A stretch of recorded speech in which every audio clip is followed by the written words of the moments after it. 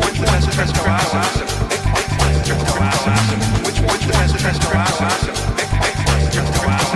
Which one's the best Which one's the best Which one's the best Which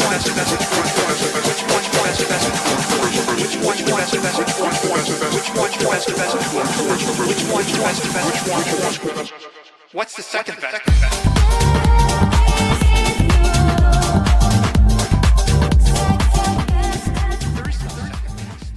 Well, what is up? Discover Crypto. We're live again tonight with breaking news as Tucker Carlson just dropped an absolute heater here with SBF interviewing Sam Bankman-Fried, who is doing 25 years behind bars, is now sharing a cell block with Diddy. Asks him about B. Diddy. Asks him about Democrats stealing his money. Asks him about Donald Trump. Asks him about Solana and this cult and his family and was he effed over?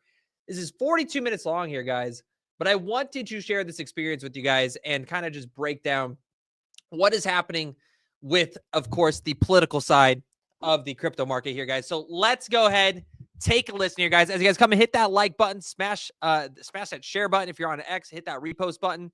This is going to be insane. This is apparently breaking the internet. So where are you? Yeah, I'm in MDC, Brooklyn, in a little side room. How long have you been there? I've been in prison for about, what's it been now? It's been about 2 years. So what's it like? It's sort of dystopian. You know, the fortunate thing, the place I'm in, I'm not in physical danger. And, you know, frankly, a lot of the staff, they're trying to be helpful. They're trying to, you know, do what they can given the constraints. But, you know, no one wants to be in prison. And you can imagine what happens when you take sort of 40 people, you know, all of whom have been at least charged with crimes, and lock them in a single room for years on end and throw out the key, which is the most trivial things become all that people have left to care about. Yes. Have you had any problems? Jeez. Not of the sort of acute kind. Like I haven't been attacked or anything like that. I've had a lot of logistical problems. And, you know, the biggest, frankly, was when I was on trial, trying to get access to legal work was nearly impossible. I would, you know, on a typical trial day, they'd wake me up at 4 a.m. I'd spend 5 hours in various buses, vans, and holding cells until my trial started in the morning. Then trial straight through to 5 p.m., another 4 hours in holding cells and vans. You know, I'd get back at 9 p.m., way after any access to legal work was cut off for the day. So that was the biggest problem. So what do you do all day when you're not on trial? Well, it's a really good question because there's not a whole lot to do in prison. I read books. I've, you know, started reading novels again. I play some chess, and I work on my legal case to the extent I can. You know, there's appeal, there are other things. I do what work I can from in here on that, but the lack of other meaningful things to spend my time on is one of the most kind of soul-crushing things about prison. I gotta say, we've never talked before, but obviously I've watched you from afar, and I just also say I feel sorry for every man in prison, no matter what he's accused of or did. I don't think we should be locking people away. Or I guess we have to, but I feel sorry for everyone in prison. I'll just say, call me liberal. But you do seem kind of healthier and less jumpy, I have to say, after 2 years in prison. You know, I've had a lot of time to reflect on how to communicate And stop doing and it. in retrospect, you know, I think I was not effective at communicating, especially when the crisis first hit. And, you know, in the months thereafter, I made a mistake I often make. I get swept up in details and forget to communicate the bigger picture. You seem like you were just flying high on Adderall every time I saw you on TV. You don't seem that way now. Were you? No, I wasn't, but I was my mind was racing because there were, a billion things to keep track of. It was sort of typically back when I was running FTX, I'd go on to have an interview, but while on the interview, there'd be two issues I'd have to resolve with the company. So I'd have sort of one eye on Slack open, responding to messages. And I knew that I had something else I had to do right after the interview that I hadn't had time to prepare for yet, that I was sort of preparing for in the back of my mind. So maybe like the digital world is bad for us. Is that, what's your view of that? You've been taken away from your phone. So like, that's kind of big. Yeah. Oh, it is. I prefer having the digital world. That, at the end of the day, like this is his League of Legends. But I will say that when I say that, it's less from a perspective of like enjoyment or pleasure or leisure, and it's more from a perspective of productivity and ability to have impact in the world. Impact of stealing $7 million. From that perspective, it's so hard to do anything. We don't have the digital world. So, like, have you made friends there? Are you hanging with Diddy? I think he's in there with you. Hanging with Diddy. He is. And I don't know. He's been kind. I've made some friends. It's a weird environment. It's sort of a combination of a few other high-profile cases and then a lot of ex-gangsters or sort of alleged ex-gangsters. Yeah. Definitely alleged. So what's Diddy like?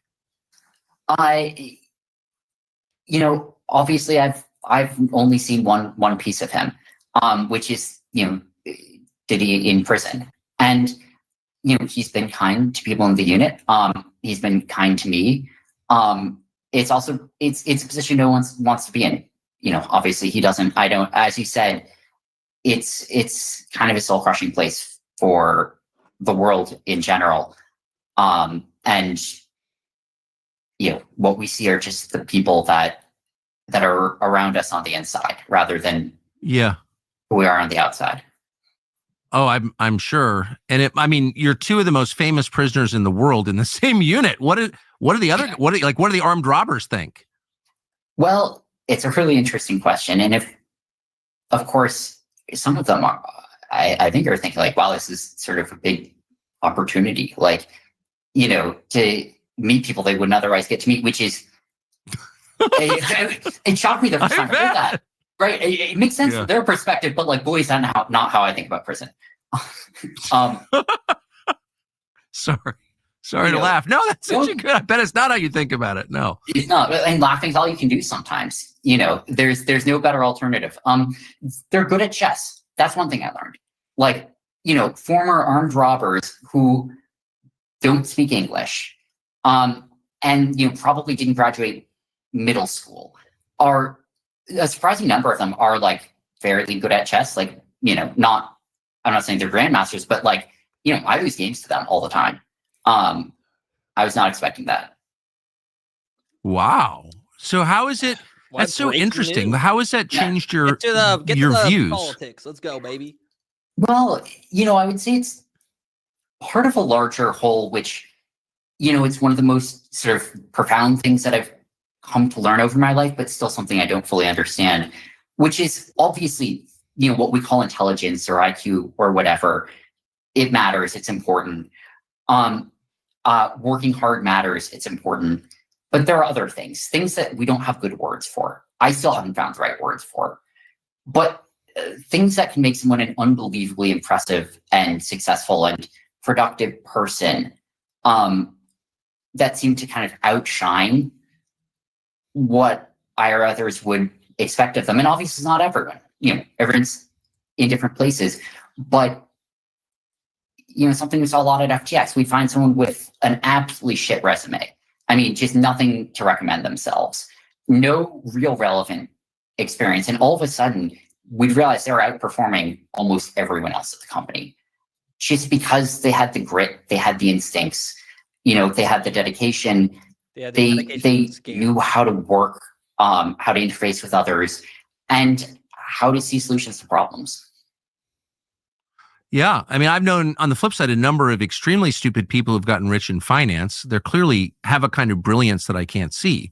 Yeah. They seem like morons to me. I'm interested in what types there are. I was on Wall Street in a former life, and there are a variety of people there. So there's been a lot of talk about changes to the U.S. tax code, especially changes based in the United States. Actually, kind of Relevant is, in 2020, I was center left, and I gave to Biden's Here we campaign. I was optimistic he'd be a sort of solid center left president. I spent the next few years in DC a lot. I made dozens of trips there and was really, really shocked by what I saw, not in a good direction from the administration. By late 2022, I was giving to Republicans privately as much as Democrats. And that started becoming known right around FTX's collapse. So that probably played a role. Why were you shocked? I know you spent a lot of time in DC. There are pictures of you with, everyone. Yep. You met everybody. What was shocking about it? So some of it was just more extreme versions of what I worried about. Crypto regulation is a good example. I never thought that, frankly, the Democrats in general would be the party taking the lead on good financial regulation. But there were good and bad people in each party and a lot of thoughtful players. But Gensler's SEC was something out of a nightmare. A company would go offer something in the United States, Gensler would sue them to the ground for not registering. So you go to Gensler to register, say, hey, we'd love to register. Off he says what you want, what we register as. And the SEC would say, well, there's nothing for you to register as. We don't have any ideas. And there's just no solution. They required licenses that they didn't know how to give. And every company in crypto ran into this. They basically failed to register a single person effort.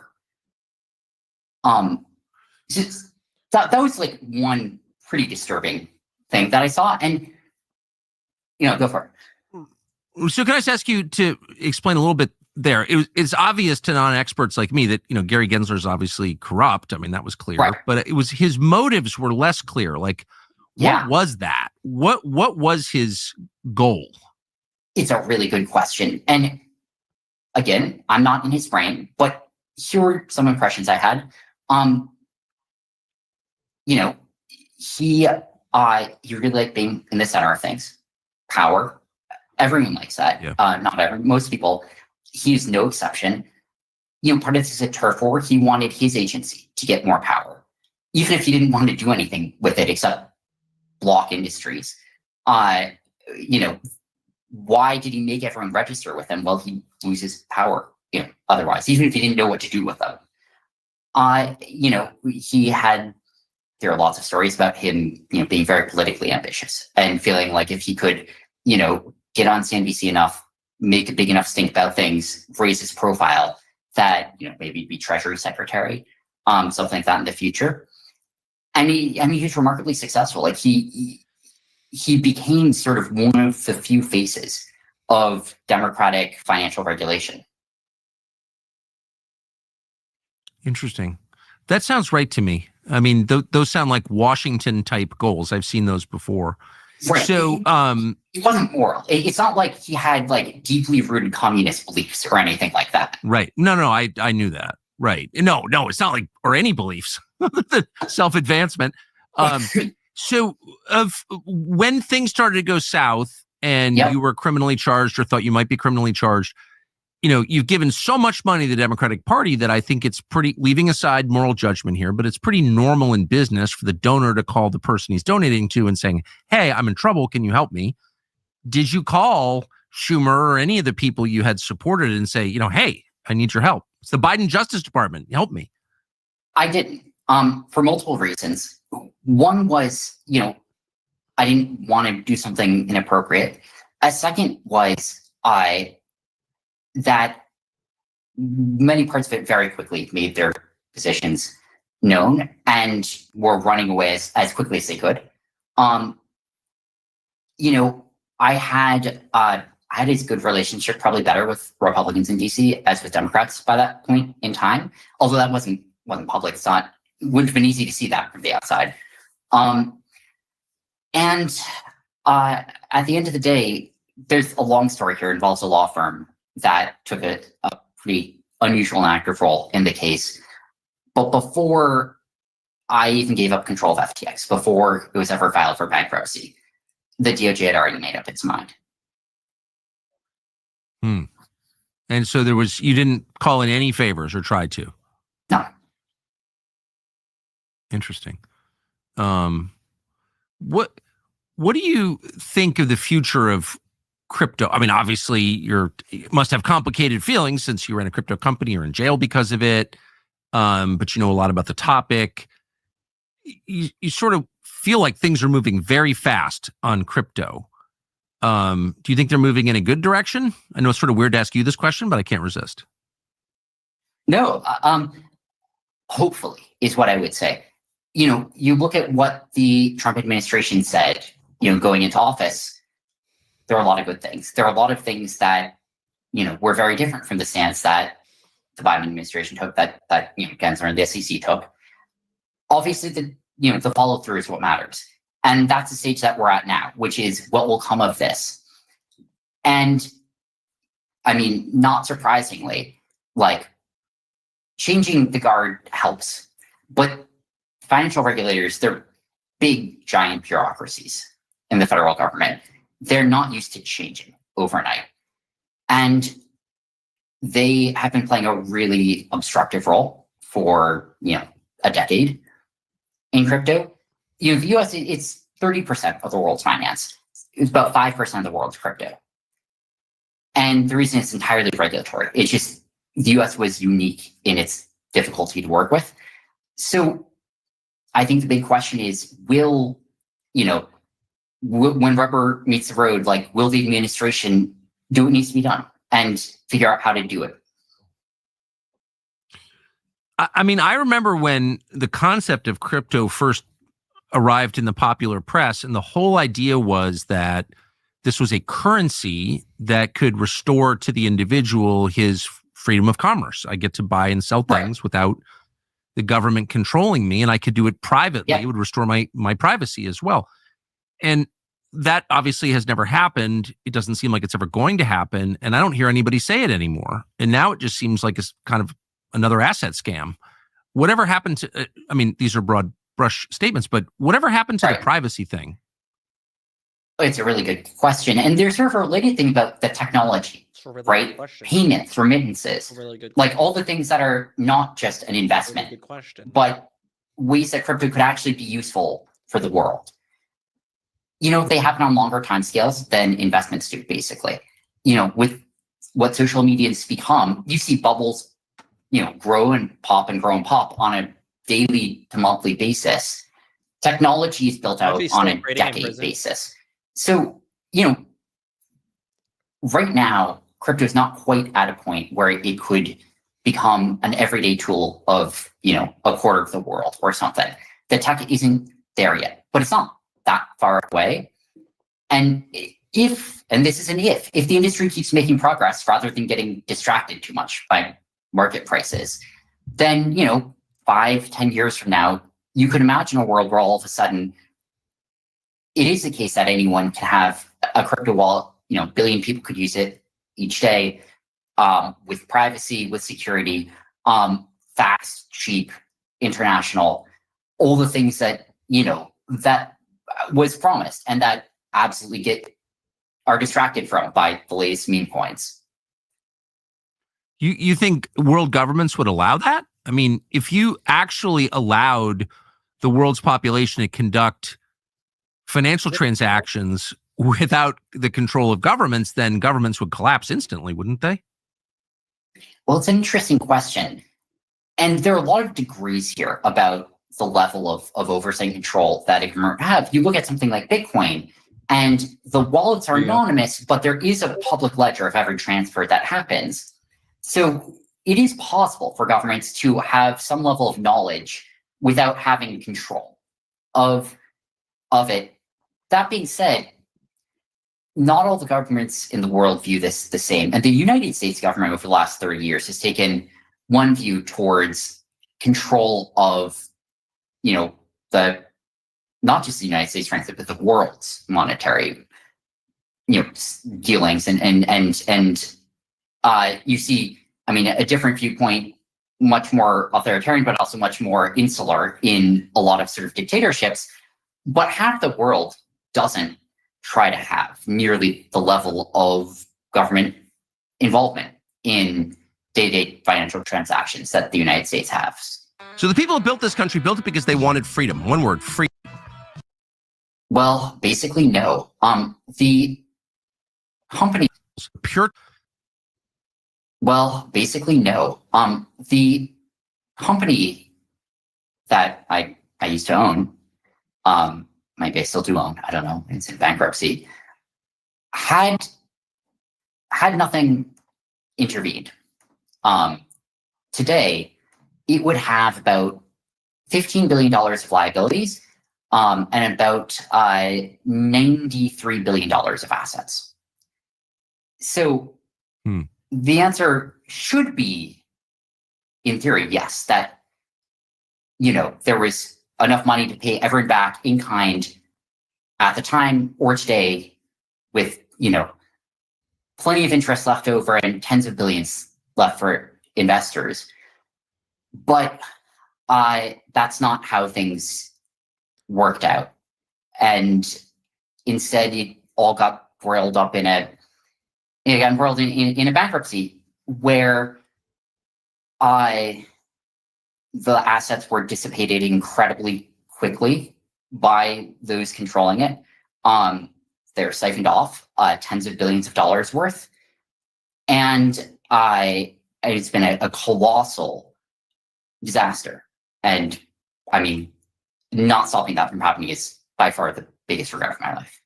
So you knew everybody else in the crypto business. You're one of the most famous people in the business before the charges, before all of this happened. Being as honest as you can, do you think you were the biggest criminal in the crypto business? I don't think as a criminal. So certainly the answer to that is no. I think the DOJ thinks that I may have been, but I don't share their viewpoint. Well, yeah, you're in jail. They definitely, that's their claim anyway. But I wonder, and I'm not, I've certainly criticized your business and other businesses like it in the past. And again, I'm not even getting into the details of your case because it's like Byzantine. But dude, I'm just wondering, like, do you think there's a lot of shady behavior in the crypto business? Being honest. Yeah. 10 years ago, the answer was clearly yes, or at least yes, relative to the scale of the industry. You look in the mid, 2014 to 2017 sort of era, and there is not, the industry is a lot smaller than it was today. And a lot of the transactions that you saw, or at least a higher fraction of them, were, well, different people use different words for it, but Silk Road, as an example, right? People purchasing narcotics online was a common use of crypto back 10 years ago or so. Obviously, there are always going to be criminals in any industry, but over time, the fraction of the industry that represents has fallen off really substantially, both because of sort of growth of other areas of interest in crypto and also because of more government involvement on the anti-money laundering side. So yeah, there's still some, but it's not as prevalent as it once was. So you were famously identified with a worldview and ideology, maybe even a religion called effective altruism. And the idea was that, as I understand it, that you do the greatest good for the greatest number. You make money in order to help the maximum number of people. And some have pointed out the irony that in the collapse of your company, like 1 million people lost their money. So there were a lot of individuals hurt in an effort that you described as like the greatest good for the greatest number. And I wonder if all of this has made you rethink the precepts of effective altruism. It hasn't made me rethink the precepts. Obviously, I feel terrible about what happened. It's not at all what I intended. Right. And whatever one's intentions are, if you screw up, then the results might be different. People have their money back at the end, but it is 2 excruciating years waiting for it. They got it back dollarized rather than in kind. And certainly all of the good that I've been hoping to do for the world ended up dissipating, or at least most of it did, when the company collapsed. I guess what I'm saying is, I think it's hard for most people to understand the idea that it's more virtuous or valuable to help people they've never met than it is to help the people right in front of them. In other words, like, it's way more virtuous to help your wife, girlfriend, mother, daughter, brother, college roommate than it is to help like a village in a country you've never visited. I think that's how most people feel intuitively. But you disagree. I disagree, although there's a caveat to it, which is that, a classic mistake which people make, and I may have made at some points, is I may have with made people it at who some you point. don't know, who are distant from you, thinking What? you know what they need when you don't. Being paternalistic, kind of condescending. And, there's so many foreign aid type projects that have gone awry, ended up being complete wastes of money because no one knew the people they're giving to. No one knew what their lives were like. And Right. they're just guessing at what those people need. It's just wrong. And they show up with like a bunch of water pumps to a village that has plenty of water and no food. And all Right, these people exactly. shipped in from Harvard to go hand out these water pumps no one wants. And, there's like example after example of this going awry. Whereas obviously, like, when you're dealing with people you have a much better sense of how to help them. And that's real. Like, that effect is absolutely real. And, even if I think the life matters as much in one place as another, that doesn't mean that you know as well how to help one as you do the other. Well, see, I think you're sort of making a counter case. You're arguing against your own position. I mean, isn't it? I guess the problem I have with effective altruism is just too easy. It's like, it's easy to cure polio. It's really hard to make the same woman happy for 30 years. And so maybe it's better to do the hard thing. Well, I think what I'd say is, look, you look at, malaria is a good example here, right? No one dies of malaria anymore in the United States. Basically no one does. But globally, it's like 1 million people a year or something die of it. And that's horrible that it happens. Like, this is just a disease people shouldn't be dying from anymore. We know how to basically eradicate it. And we should absolutely be doing that as a world. But, because it's sort of like easy in some sense, that shouldn't stop us from being able to help people, at home. You look at like the scale of resources that would be required to many of these, interventions in the poorest part of the world. And it's not that big. It would not take a big bite out of our domestic help if it were done efficiently. But the efficient part is a big piece of this. You can throw as many useless water pumps at villages without food as you want without curing anyone. No, that's demonstrably true. And 60 years of aid to Africa has shown that as life expectancy has declined. But I guess as a moral matter, how can you justify worrying about malaria when your cousin is addicted to Xanax? Shouldn't you fix that first?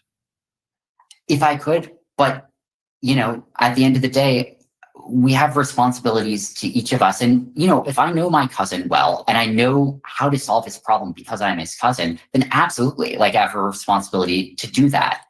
But if I've tried and I'm flailing at that, I can't figure out how to make progress, but I can figure out how to save lives internationally, or if someone can, then I don't think it takes away from the good that they can do internationally that they couldn't figure out how to solve their cousin's problem. Right. So do what you can. I don't think that's a crazy point. Last question on this topic. Yep. Can you think of a big recent international aid project that was an unequivocal success? So, sort of, but I'm not going to name it's not going to be a government aid project, to be clear. They're private projects that happen. Right. Actually, malaria is a good example where a substantial fraction of the world's malaria has been cut down already by mostly private contributions from people to sub-Saharan Africa and India. Saving probably hundreds of thousands of lives a year right now for thousands of dollars per life on average, which is sort of a stunning success on a relative scale. Now, we're not talking about $1 trillion. We're talking about single-digit billions of dollars directed by really careful work by philanthropists. And, of course, you can look at gigantic government programs that did absolutely nothing.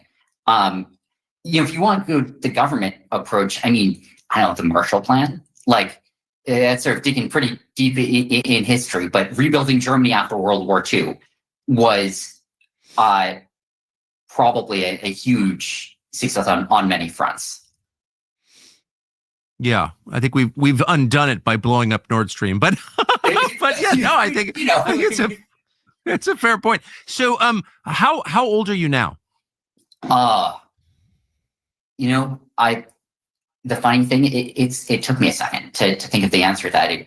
Prison time changes when you're in prison. It becomes sort of an amorphous concept when every day is sort of like the last, and they just blur together. The answer is, I guess my birthday's tomorrow. So as of right now, I'm 32, but I will be 33 soon. How are you going to celebrate your birthday? I'm not. I was never big on birthdays on the outside, and celebrating another year in prison just doesn't feel like all that. Well, Bubba, exciting thank to you. me. So you're not going to tell Diddy it's your birthday tomorrow? I don't believe you. Someone else might tell him, but I don't plan to. So you'll be 33 tomorrow. If you are not pardoned, all things being equal, how old will you be when you get out? It's a complicated calculation, which I don't understand all the details of because of like First Step Act stuff. And if you just add, my prison sentence to my age, so to speak, then the answer is in my late 40s. Wow. Could you handle that? Sorry, what I said was wrong. I misspoke. If you add my prison sentence to my age, to the late 50s. If you include all of the possible decreases, it might be the late 40s. But the raw answer is, it's 32 when I was convicted, and I got a 25-year sentence, so that's 57. So having done 2 out of the 25 so far, do you think you could you make it? It's a good question. I'm not sure. The hardest thing is just not having something meaningful to be doing in here. And you can look at their studies. I have no idea how good they are, but they show, you age at roughly 3 times the normal rate in prison.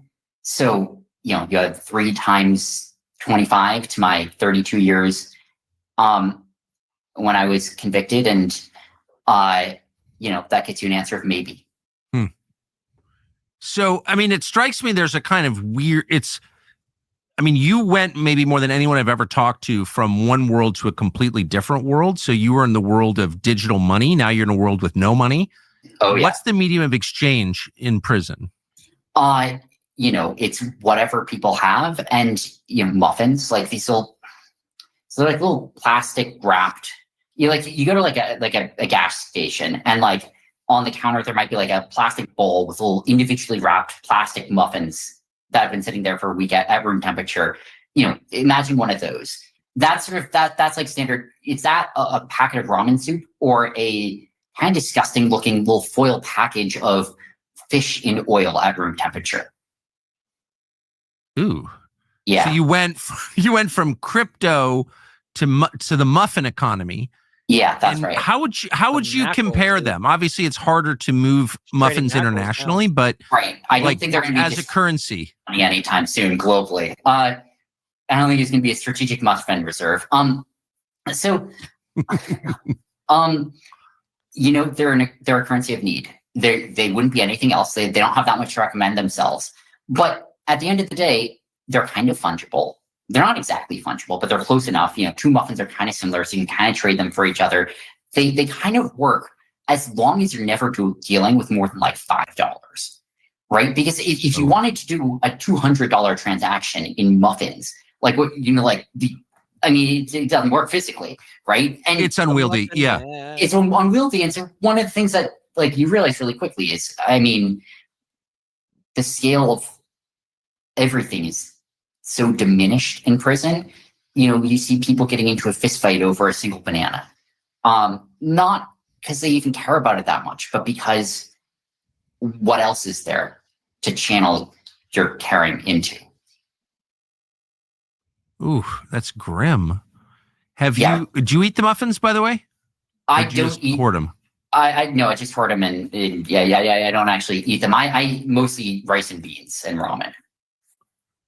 Wow. Well, it looks like it's been good for you. Have you gotten any tattoos? I have not. I know some people who have, but I have not gotten any prison tattoos. Have you thought about it? So, there's a part of me that's always like thought about getting a tattoo, but talking with the inmates about their, Is this a random interview? sanitization procedures or lack thereof for the needles, sort of, that cured that idea in my mind. No interest anymore. It's not worth the Hep C. It's not worth the Hep C. It's, I would say like maybe they go through like 4 people or so before bothering to sanitize a needle. Ooh. Yeah. Ew. Ooh. Fuck. Okay, so you're not doing that. So No. since you've been away and you're That's kinda facing, nasty, man. I guess 23 more years, I always wonder, like the people you helped. I mean, you're in Yeah. prison because you hurt people, but you also helped a lot of people in Washington by giving them many, many millions of dollars. Did any of them call you to say, good luck, I hope you're doing okay, don't join a gang, or say anything to you at all? Right when the collapse hit, like in the immediate wake of it, I got a number of really nice messages from a lot of people, including some in DC. By 6 months later, none. And so by the time trial happened, where I was, put in prison, nothing. And it became too politically toxic. It became, the incentives were too skewed against people, risking their necks. I even heard, frankly, about people saying third hand, like nice things about me, but no one wanted to be in contact with me directly. Did anyone contact you? I mean, I noticed that I thought it was your girlfriend testified against you. Like, did you have any friends who stayed loyal and supported you and continue to? Barely. Yes, but very, very few. I was surprised. It makes sense in retrospect. Anyone who was close to me ended up with a gun to their head. Being told that they had 2 options, and one of them involved decades in prison. And I mean, I think Ryan Salem is sort of the saddest example of that, and the most disgusting example from the government's perspective, where, they charged him of totally bogus crimes. He said, "No, I'll see you in court." So they went back and said, "All right, well, how about your pregnant wife? What if we put her in prison?" And so he pleads guilty because they're going to put his wife in prison, which no sane legal system would make that a permissible thing for a prosecution to do. And he wasn't even charged with most of what the other people who pled guilty were charged with. Ryan, he doesn't testify at trial because he doesn't want to lie. He doesn't want to say what the government wants him to say. And he ends up getting 4 times as much prison time as the other 3 guilty pleas combined. And it couldn't send a clear message. Is it because he was a Republican, or is it because he refused to parrot the government's lies at trial? Those are the only things I can imagine why they give him 7.5 years in prison. It's disgusting. And I had him to my house and I interviewed him, and I think they charged his wife as well. It's totally immoral what they did. Totally right. After all that, they went back on their promise and charged his wife anyway. Just to sort of disabuse any notion of them sort of operating in good faith. It's disgusting. He's a good guy. He didn't deserve any of that. Has it dawned on you, I don't know what kind of news coverage you're getting, kind of contact you have with the outside world, sounds like not too much, but that things are moving so quickly out here. Oh, yeah. By the time you get out, I mean, AI, for example, it sounds like we're reaching AGI or something singularity soon. Yeah. That you may emerge whenever you do into a world that doesn't look anything like the world you left. Yeah. I feel it pretty acutely. And it's, the sort of feeling of the world moving on without you. Is having children part of your effective altruism philosophy? No, different people in the community have different views on it. And at the end of the day, I mean, for 5 years, I felt like I had about 300 children most days. My employees, like, it was obviously I couldn't be a father in the same way to all of them, but I felt responsible for them. I mean, feel terrible about all their work being interview tossed down the drain.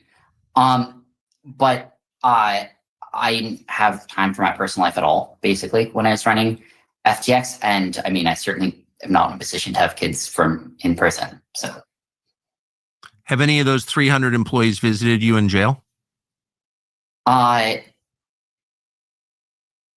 No. I think the answer is no to that. There's one or two. Probably ought to have some real kids at some point, don't you think? Because when things go bad, they stick around. It's got me thinking about what it means to have real friends, and and about the amount of power that some systems in our country end up having, and the amount of intimidation that can be achieved implicitly. But also about having people I know I can count on. Yeah, other people are all that matter. Sam Bankman-Fried, I'm grateful that you did this, and probably the only interview you'll ever do where you don't get pressed on your business, because there are other people to do that, but I was glad to talk to you, and I hope you'll give our best to Diddy. I will absolutely do that. I can't believe you're in jail with Diddy. That's unbelievable. I know, right? It's, someone told me 3 years ago, like, you'll be hanging out with Diddy, every day. I'd be like, oh, that's interesting. I wonder if that's going to happen. I guess he gets into crypto or something. This is thought. Oh, life is so weird. Godspeed. Thank you. Thank you. Thank you. Okay, that was actually funny at the end. Interesting conversation. Yeah, I mean, it wasn't as groundbreaking as I thought it was going to be. At all. Wasn't groundbreaking at all. Markets today a little bit falling back after hours here, after this morning show a little bit. Definitely have pulled back here. Following the SPX, it seems like today. So, if you guys are in the Telegram, we'll be looking for some trades, some snipes here throughout the evening. But the SPX has been really bleeding, trying to hold support here down at this. Oh, there it goes. It's trying to jump right now. So we'll see if it can end up breaking to the upside here with this bullish divergence that's being created. And we'll see how far that decides the rip here. Past that, not much moving along. I mean, that was what are your thoughts? Look, all things aside, does SBF deserve 25 years? In my opinion, no. And before you freak out, it's because I believe there was a lot of other people, like he mentioned, that were siphoning the funds and actually the larger political figures behind him. I think there was more strings attached. And I think there's other people that may have actually been probably more responsible for the events that occurred. Now, does he, of course, deserve prison time? 100%. But dude, he's going to be dead by the time he gets out here. So do I feel bad? Look, no, not necessarily. Is there things that were injustice? For example, he's talking about with potentially people, standing trial to hopefully get their wife out and their wife still being put in prison. That's a different conversation. But really at the end of the day, Alameda Research was one of the biggest failures. FTX was one of the biggest failures that we've ever seen in the space. They deserve the prison time. This is not somebody you should look at this as an op and go, man, I kind of feel bad for him. The prison sentence is deserved. So very interesting. Very interesting. Now, whether he only deserves 10 years, but it sounds like there's a way. I mean, obviously, I think minimum 10. But 10 years is a lot of years. Like, think about this, too, now. I mean, this was a white-collar crime. But 10 years, with the speeds of AI and everything, dude, by the time you're out, you're not ever going to be able to catch back up. You just won't. 10 years is imagine you stop today, came back 10 years from now. Like, no matter what, you're pretty much removed from any possibility because it's going to take another 5 years for you to play catch up on the 10 years that you missed. Very interesting. Very interesting. Because you're really closed off from the rest of the world. And he does have a point. It's like 3 years to every 1 year in prison. So it's like if he spends all 25 years in there, I mean, he's dead, man. He's a dead man. Like what that would do to you mentally. And I'm not speaking again in regards to the, what he committed. That's a very interesting perspective. It was a very interesting interview. Interesting interview. Where's SBS? Worst girlfriend. She also gamble all users fun. Exactly. So SBF was 100% the fall guy. Like, type 1 in chat if you agree with that. Like, he was definitely the fall guy. So like, he 100% deserved prison time, but it's very clearly, he was a fall guy in this situation. There was way more than meets the eye, and we will never know what happened behind the political swings and the political decisions that took place behind there. So yeah, very interesting. Very, very interesting there. How many lives did he ruin? Again, I'm saying I think he should be convicted. I 100% believe he does, but there's a lot of people that are walking free, and I would much rather had that time split between them, or more time added, like 40 years split between 10 people. Like, I wanted people to face the prosecutions, right? Because, by the way, he's never allowed to touch finance when he comes out of this. So, like, that's what's interesting as well, is like, you're not allowed to touch finance once you come out of this. So it's not like he's going to come back out and build a, financial platform. So that's already gone. He's already bankrupt. He's going to owe tens of millions of dollars already. He's in debt. He is not coming back from that. I would have liked to have seen the other people associated that were pulling the strings, the lawyers, his parents, that type of stuff, prosecuted as well. This is often the problem with, like, the pharmaceutical industry or the financial industry, is that really bad things happen in these industries, but no one is prosecuted. For example, the Lehman Brothers back in 2008 when it collapsed, one fucking banker went to jail.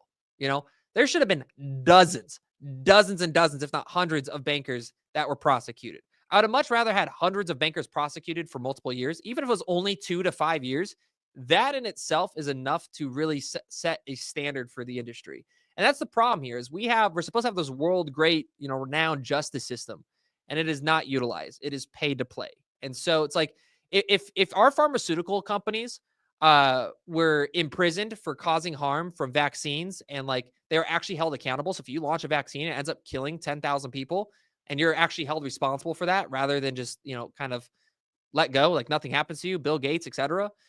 It's going to continue to happen. It's going to continue to grow as an issue, and no one's going to be ever held accountable. It's just going to be pay to play, and they're going to pay off everybody, so they don't have to actually see that jail time. Very interesting conversation there. Lehman Brothers bankers. Yeah, I think there's one banker from the Lehman Brothers that went to jail, and that was it. Same thing with Purdue Pharma. Anybody know? Type 1 in chat if you know what Purdue Pharma is. I think there was 1% went to jail for that as well. It's like, these are people that are responsible for hundreds, like tens of billions of dollars in illegal activity, tens of thousands, like thousands and thousands of actual lives. Very interesting. Enron was 2000, right? Enron was 2000, early 2000s. That wasn't 08. Gary should be investigated. I agree here. I very much agree here. Now let's actually pull this up here, because while that was happening, I took a degenerate ass trade. Let's see if this is still logged in here. See what we got here. Pretty degenerate trade going on here.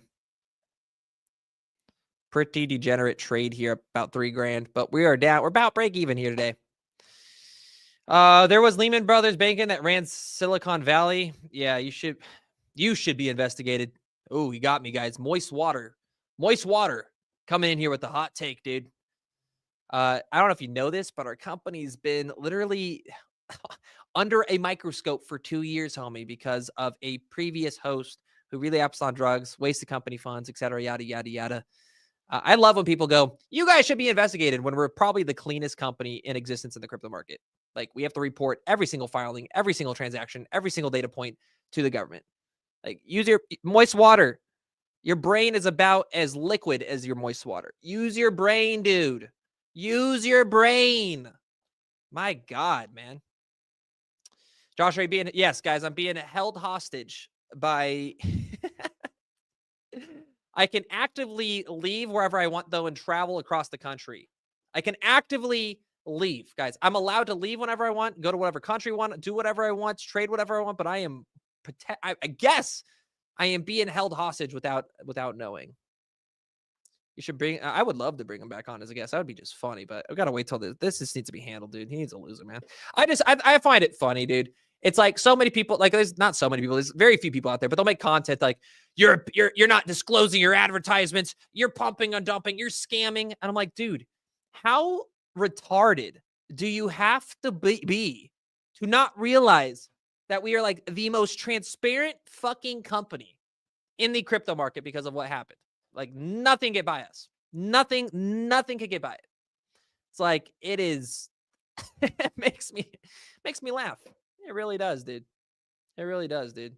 I has a passport fam and soon a White House press pass. Yes, and then I am applied for a White House press pass. You think I'm gonna go apply for a White House press pass and go through 90 background checks? Like, and then just it's ridiculous, man. Josh is triggered. Yeah, I get triggered over how stupid people can be sometimes. I'm just like, how are you this dumb? You just want to like, it's like, but people are so easily manipulated, man. It is just funny.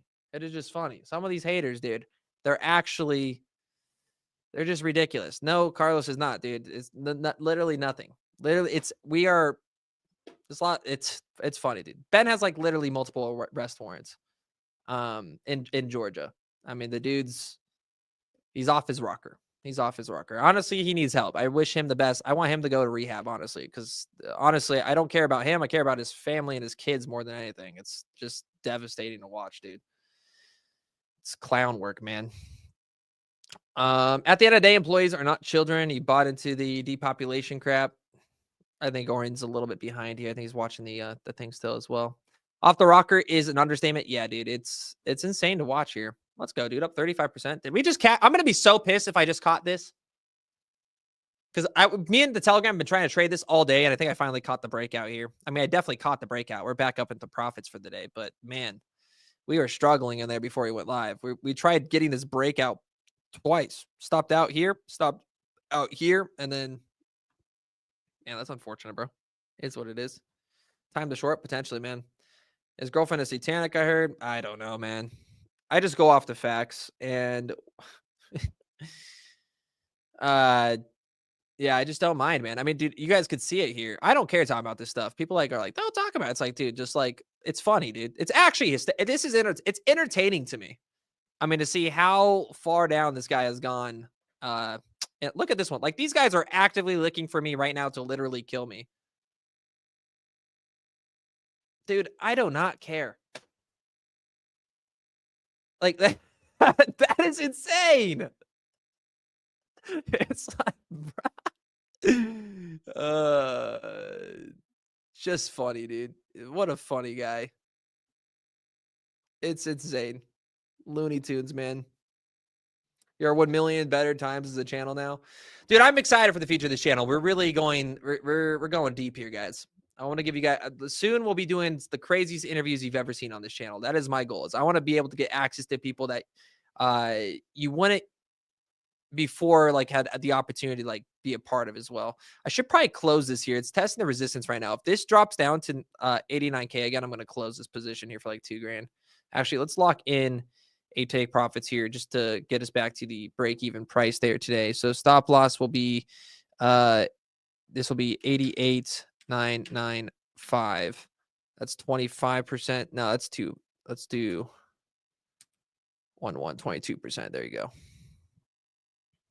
Put it below those wicks. There you go. There we go. Just in case it retests that breakout level. Hold the line. Yes, we're holding the line right now. Holding the line right now. Let me see the SPX. It's going to depend on this. And if this is getting rejected, look at that rejection. This is actually looking pretty ugly here. That's not the prettiest. You really need that to break out above it. You need that to break out above it, or else it's gonna be a little ugly there. So we'll see. We're holding right now. We're holding. We're in a good trade.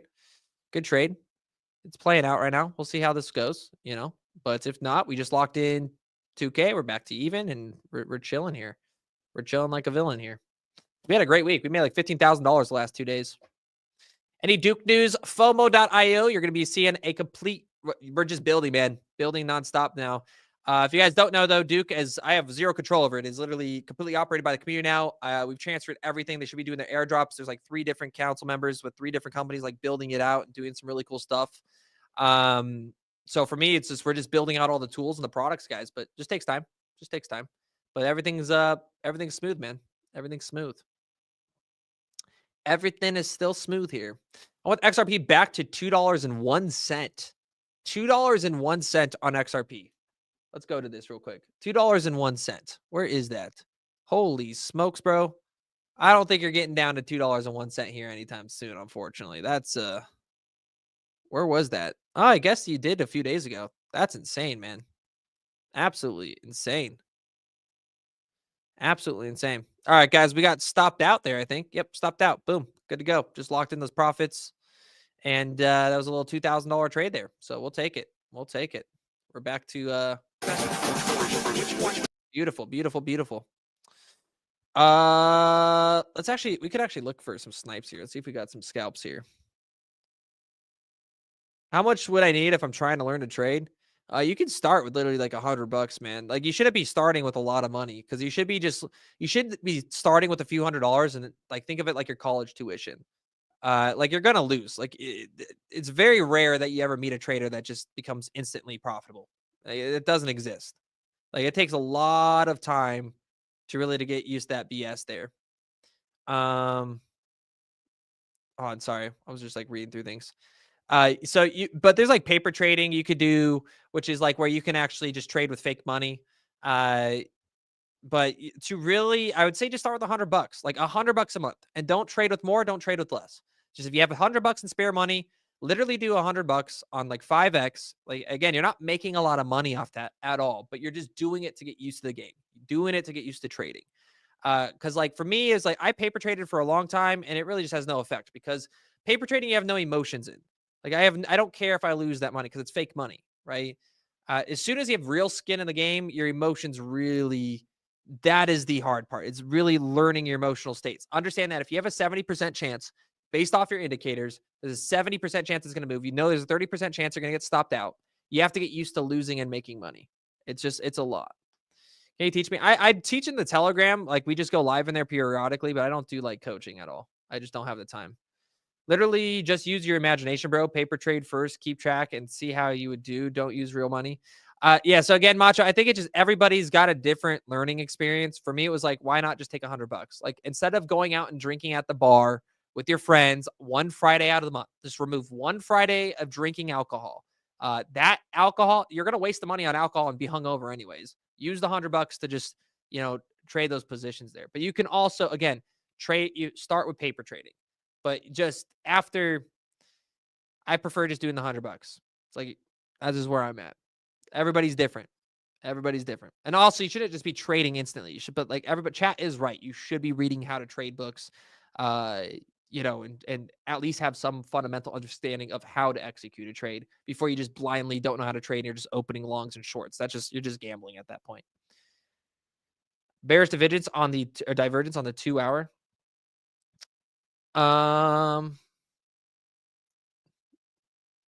Stop loss, 100%. Just like with real estate, you have to pay tuition first. You will lose first before you win. Yeah, and like real estate's a perfect example because realtors, dude, some of you they're holding inventory for years before it's profitable. So real estate's actually and that's a much larger money. That's much larger sum game. So, I mean, for most people. So, yeah, I would agree with that. Don't go out and drink. Buy Coke and trade instead. Jesus. You guys are degenerates, man. Sell the news. What will it take for the base ecosystem to start the bull rally? Retail volume. That's literally it. Guys, your Bitcoin dominance, check this, right? Until this breaks, dude, you're not having a bull season. You're not having an alt season until this breaks. I wouldn't be surprised if we came back up to 62.92%. I wouldn't be surprised if we came back up to where this wick is sitting, right? We actually break to the upside. Absolutely insane. But, I don't know. You could hope for some bullish remarks here. I'm a very practical, analytical guy, so I'm very conservative. You guys know this in chat. I'm very conservative in my price predictions and I'm very conservative in I don't like making predictions. I just don't. Everybody likes making predictions. I do it, but it's not my favorite thing to do because it's just completely speculative and based off biased research assumptions. That is what a prediction is, right? Now, I like indicators, I like macroeconomic factors, and I like to make risks, and I'll make trades off them, right? That's just part of that's investing. You're making an educated assumption based off a previous outcome to have the best investment decision. So, what I'm looking for right now is the macroeconomic data. And I dropped a really good video last week on this where I pretty much break down that we're in purgatory, which is I'm bullish. I'm very bullish. I'm cautiously optimistic here. I am not bearish. I think it's ridiculous to be bearish in this market right now. But what I understand is that I think we need 2 months of economic data before we really start to see the upside tractions in the market. Now, crypto's a little different because you could have Donald Trump come out and announce a Bitcoin strategic reserve tomorrow, but then you're just literally basing your entire analysis based off a white swan event that might come in 2 days, it might come in 2 weeks, and it might come in 2 years, right? So if we can go off our historical data points, which is just literally go to your economic calendar here, right? Trading economics. Use your economic calendar. What I'm focusing on is going to be your impacted macro decisions here. So your non-farm payrolls, your consumer price index, your JOLTS and job openings reports, your producer price index, your PPIs, your GDP reports. These are going to give us a more accurate estimation on what the future outlook of these markets are going to be for the Federal Reserve. So you have 2 really big things happening right now. Okay. Number one, you have Donald Trump passing tariffs or issuing tariffs with Scott Bessent and Howard Lutnick, and they're actually doing a fantastic job. So if you don't know the purpose of tariffs, again, I'm a tariff bull, man. I think they're needed for the country. We have the amount of debt we have. We have to do this, whether it's now or in 8 years. We have to establish tariffs. We have to cut government spending. We have to eliminate our deficit costs, right? We just have to, or else the economy is going to collapse. So better now than later. And what the tariffs are doing, and a lot of people need to realize this, it's causing uncertainty in the market. So it is hurting the SPX. Yes, it's hurting the stock markets here quite a bit. And what it's forcing these buyers to do is run into government bonds, which is going to drive down yields. The reason why the Trump admin is doing this, and they've said this directly with Scott Bessent, is because we have to refinance our debts, $7 trillion worth of debt within 6 months. And you can either do that at a 4.8% interest rate, or you can establish tariffs, increase fear in the market, drive down those yields without having the Fed to cut those interest rate decisions and bring down inflation at the same time and refinance at a lower interest rate. So the long term out of it, the short term is uncertain. The short term is volatility. But the mid to long term here looks to be an excessive amount of quantitative easing, money printing with low inflation and rising wages. That only equates to upsides in these markets, whether it's 6 to 24 months from now. How long is that going to take? We don't necessarily know because of fiscal and monetary policy, because of negotiations happening between Howard Lutnick or Marco Rubio or again, Scott Bessent. We don't know those conversations. I'm not a fly on the wall in these rooms understanding those mechanics. So this is why I say we're in purgatory, but I'm still a bull here. You're going to get very volatile, violent swings like you've been seeing on crypto. But for the stock market here, I think it's very close to bottoming out. You have half the world saying we're going to go into a great economic depression. That doesn't make any sense. How are we going to go into a depression as inflation starts to cool down, wages start to increase? You have trillions of dollars in investments coming to the States. Like, I just don't see a depression on the 6-month horizon. It would have to happen today because within 3 to 6 months, you're going to now have massive domestic manufacturing increases. You're going to have wage growth taking place within the U.S. economy. I'm going to take a wild guess here. And whether you like it or not, a lot of the tariffs have been working with strong negotiation tactics. Those are looking very positive. Doge is crushing it. There's now an announcement that Doge is going to be cutting, or there's 2 meetings bi-weekly now with how much that they're uncovering, and they have to audit the Doge themselves for auditing what they're auditing to make sure that they're cutting the right government spending. I don't see a depression in 6 months. I just don't. Could I be wrong? Chat, you might be right. Maybe I'm wrong, but I just don't see a economic depression in 6 months from now. I see us coming out of the long end of this. I see this being very, very bullish, right? So that's where I stand kind of currently. Downside, we go to 0. Upside is infinity. Well, there's that. Make donuts cheap again. You apparently Fort Knox is stockpile with eggs. That'd be nice, man. Yeah, make porterhouse and bacon cheap again. Hell yeah, dude. I'm with you guys. Wages went down and people just got fired due to lower productivity. Yeah, that's today. That's today. Ambitious. I don't know how to say your name. Again, everything that happens on a large scale time frame is pricing in this. Like today, we're pricing in things that are 6 months. Usually, your markets are pricing at a factor of 6 to 12 months. So based off Federal Reserve interest rate, like they're always predicting the long end here. So, like for example, when by the time the Federal Reserve announces that we're out of a recession, and the Atlantic Fed has said we've had 2 negative quarters of GDP growth, we are by definition within a recession based off certain economic data points by specific economists. By the time they announce we're not in one, you're going to be back up at this range every single time. You're going to be back up at 61.40, right? So by the time we're out of here and everybody says start to buy, you had months and months and months and months and months and months or days and weeks or whatever it is of accumulation levels. So like this down here to me is I'm DCAing, right? I'm taking advantage of low or cheap Bitcoin here. I'm taking advantage of, cheap blue chips, and we're playing that game here. Also, you could just look at the weekly here.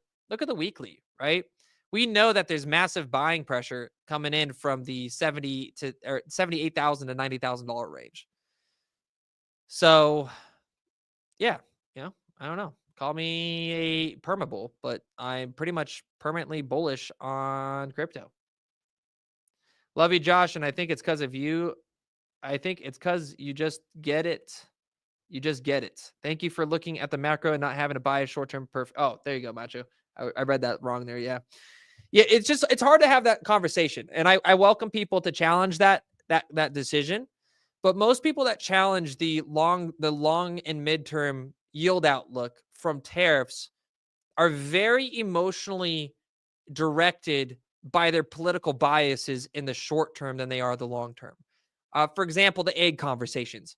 Like, guys, did you know that we just had to kill like hundreds of millions of birds or something like that, or chickens because of a bird flu? That is why there's no eggs on the shelves, right? So that's going to have a huge impact on that has nothing to do with the supply chain issues. It's because of a disease, right? So, and that's the other thing. We haven't even priced in, by the way, the regulation cuts, the domestic energy production. That's going to impact supply chains massively on a longer scale. That's going to reduce inflation on a longer scale. I work for a machine shop. We just informed mandatory overtime with many new contracts. We just informed mandatory. Okay, so that's good. Especially if they pass the no tax on overtime. Yeah, don't wait for them to tell you you're in or out of a recession. Exactly. And it's always going to be a speculative game, right? We're always going to be speculative. And I come off very biased to people. That's okay. I lean right. I'm conservative in terms of I want less government oversight. But I would say I'm more center than I am right in terms of social. I'm huge in humanitarian. I'm huge in environmental. And I do think that we need to allocate resources to bettering our environments, to bettering our social programs. Like I'm family first. I think we should have way better incentives for people to start breeding in America. Again, our breeding rates, our demographic rates are plummeting, and that's not good, right? So I think we should have better social programs for that. I think there be better state decisions on education and social funding around that aspect. But right now, our taxes are just literally a scam. Taxes are straight up a scam right now. I would argue that more than 90% of our taxes is straight up just being money laundered through NGOs and the Department of Defense. Taxes in itself are a scam because the government can print money. So it makes no sense to even have taxes and raise taxes, because then you're saying that the government has a spending issue. So now you're saying if we need to raise taxes because we have more government spending, but the government prints endless amount of capital through the Federal Reserve, then you're just literally saying, hey, we need more money to print artificial money to take more money for ourselves from the politician. You don't need to pay taxes is what I'm trying to say here. If you have a good government spending, there should no be income or federal tax. They're just like, in theory, if the government can print their own money, why the fuck are we paying taxes if they could just print their own way out of this, unless it's a revenue source, right? But when you have a government spending issue and the revenue source isn't enough, the answer isn't to raise taxes to reduce government spending. The answer is to reduce government spending and cut taxes. That is what should be happening. But instead, we raise the debt ceiling, we print more money, we raise taxes, and we take more money, and then it just creates a much larger wealth gap in America because people that think you need to tax the rich are, I'm sorry, they're just, they need to read basic economics. Like they need to take a 101 class because your rich guys, they're not fucking taking taxes on their income. They make $75,000. They make all their money off appreciating assets that they're borrowing and lending against. They're in a completely different market that isn't taxable. So it's crazy to me. That's where my outlook is long term. Enjoy the membership, guys. Thank you for all the gifted subs, by the way, today, guys. Much love to you guys that are all doing the gifted subs in the chat. You guys are freaking beautiful and absolutely amazing. April 1st is most likely scenario for, what am I missing on?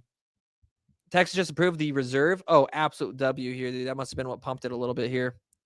Like it or not, the rich create jobs. Yes. Yeah. Now you do need capitalistic oversight.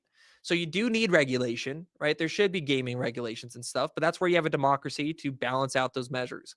But like for Nancy Pelosi or Pocahontas, Elizabeth Warren to come out and advocate to tax the rich when they've literally made all of their money off taxes. They make their money off taxes and government spending. That's how they make their money. Why do you think Elizabeth Warren doesn't want Doge to investigate all of these zero marked transaction costs? You don't become $100 millionaire, like literally she's worth $100 million off a $200,000 salary. You don't, not as a politician. That is impossible unless you're inside trading or taking funding via bullshit NGO speech positions. Some of these politicians get paid millions of dollars to speak at these NGO events that are being literally sponsored by taxpayer dollars. That is ridiculous. Ridiculous, dude. Macho, thank you for gifting the subs here again, man. Trump signing executive orders. This relationship with the Trump administration continues to spiral. We've been speaking to Ukraine's former deputy prime minister. Her name is Ivana Klimpoush-Tizandzadeh, and she told us that the talks of a ceasefire with Russia, which is something that President Trump has been pushing for, would really only give the Kremlin time to regroup, rearm, and reinvade Ukraine. And we only really have to look at what happened overnight. The Russia targeted the city of Kryvyi Rih, which is President Volodymyr Zelensky's hometown, and it was targeted by a Russian ballistic missile. Now, in a post on social media, Mr. Zelensky said among the damaged building was a hotel full of aid workers, including some Americans. We understand at least 30 people were injured in that attack and 4 people were killed. But it really just caps off the enormous amount of violence we've been seeing really over the past week or so with these massive Russian attacks almost every night, usually drone strikes. But now here we are with a ballistic missile attack, which has been so devastating. Back to you. MTS Tyab, thank you. A convicted double murderer is set to be executed by firing squad in South Carolina tomorrow. Brad Sigmund is set to be put to death for killing his ex-girlfriend's parents with a baseball bat in 2001. His choice to die by firing squad will be the first such punishment in the United States in 15 years. The country's first recorded firing squad execution dates back to 1608. At least 144 civilian prisoners have received the same sentence since then. 3 have taken place since 1977. We're looking good, okay? 2 California hikers remain hospitalized today after rescue crews were finally able to get to them. All right. I don't think Trump's signing anything right now, homie. I think I got trolled there, dude. I got trolled. They trolled me here. Oh yes, Texas. Thank you, Senator, and thank you, senators, for the discussions. Move final passage of Committee Substitute Senate Bill 21 to bring Texas into the digital currency era. Senator Schwertner moves final passage of Committee Substitute for Senate Bill 21. Secretary will call the roll. Alvarado, Betancourt, Birdwell, Blanco, Campbell, Cook, Creighton, Eckhart, Flores. Be 25 ayes and 5 nays. The bill is finally passed. Congratulations, Senator. That is badass, man. That is badass. So freaking badass, man. That is huge. It is huge. Thoughts about Algorand? It's stable project. Algorand's it's all right. It's all right. I was never a fan of Algorand because of their carbon credit initiatives and their ties to the Clinton Foundation early on, but it seems like they distanced themselves from that. So it's a banker's L1 really is what it is. Cardano's still bullish. Charles not invited. Cardano's still bullish, dude. Yeah. I don't know why that would change it. Charles is invited, I think. I don't know. Yeah, I mean, for all these altcoins, guys, they're going to follow Bitcoin. So the question should be, is Bitcoin bullish is really where I'm at with it. Like, if they're going to get a U.S. strategic reserve, it's just going to be better. It's just going to be better. This, I should have held this, dude. Well, no, we closed out at a good rate. I mean, it's $2,000. I'm happy. I'm happy. I'm a happy cat. This is about to break back up to 90,000 here, though. It's going to shoot up. The summit will sell the news. We got to fill the CME gap properly at 77K. M2 money is with 70 offset. Has been us pumping it back around to April 1st. I would be cautious on that. I mean, I would say that, yeah, Lars, you could, but the gap did almost completely fill. So it's going to be, in my opinion, it's completely dependent on the SPX, right? So the biggest date I'm watching, and by the way, this is our trading zone. So if you guys haven't been watching it, we traded, this was a 250% gain. We made a $10,000 trade off this, another $5,000 trade off this move here. We've been trading this back and forth. So what I would be looking at, though, is the Fed watch tool. So you have only a few days left. We have about a week left, 2 weeks left until the interest rate decision for the Federal Reserve. Now, everybody knows that we're gonna keep interest rates the same. I don't think you're gonna get a 25 basis point rate reduction this month. May changes up. It's about a 50% chance that we get a 25 basis point rate reduction. So if on March 19th we get a lot of dovish demeanor from Jerome Powell, your SPX is probably going to start ripping to the upside again. It's probably going to start ripping to the upside again. So I'd be cautious of the I would just be cautious of the $77,000 target there on Bitcoin. I just want to be completely reliant at Lars. But I do agree, something you should be aware of, and you should be keeping an open mind in terms of that the zone here, which is priced out right here for you guys. I just seen him assign one. We'll try to find it. Oh, thank you, Nicholas. Oh, yeah, I don't know. It's That's how you counter a psyop. Is you form real. We got our boy Ian Carroll here live now. What else we got here? That's it, guys. All right, guys. Well, that was the end of the show here.